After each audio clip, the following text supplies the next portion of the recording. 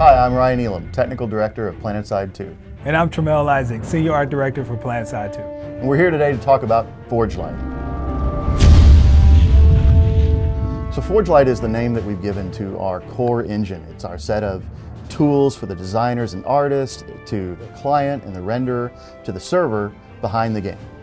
So Planetside 2 had a single vision, and that's big, massive battles.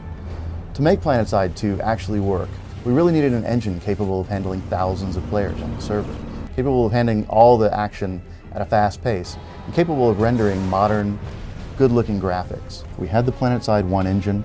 It did a great job of getting around 1,000 people to fight with each other, but we needed to go bigger.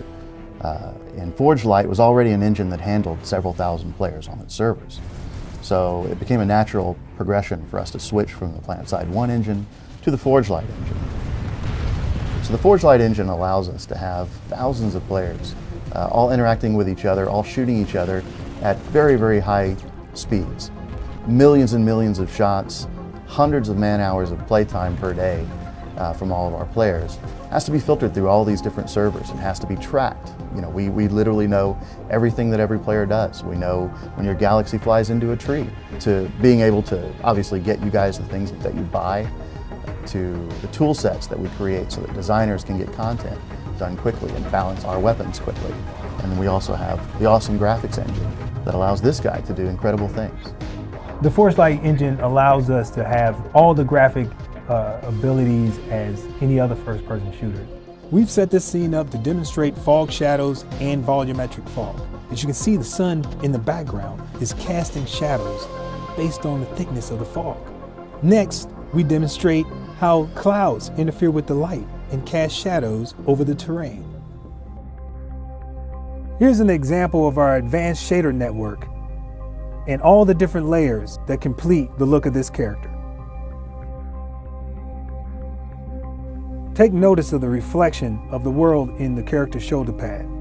All the details in the leather, the different types of materials that make up this character. ForgeLight allows us to create very realistic looking material. As we zoom in on this helmet, notice the different material types. The red paint has a different metallic sheen than the gray, and notice how the rubberized material also has a very high detail. That all remains even if we zoom out. Here's a time-lapse video of the day-night cycle within the ForgeLight engine. Notice how the sun and the moon move across the sky as time passes. Here we have dynamic reflective cube maps.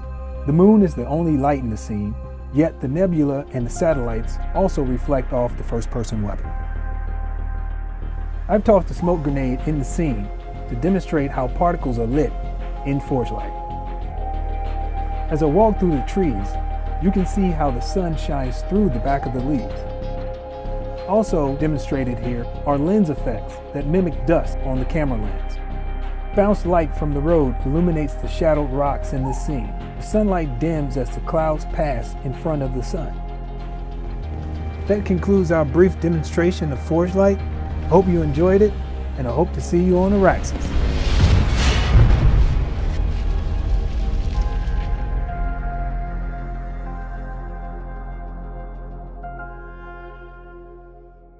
Sony.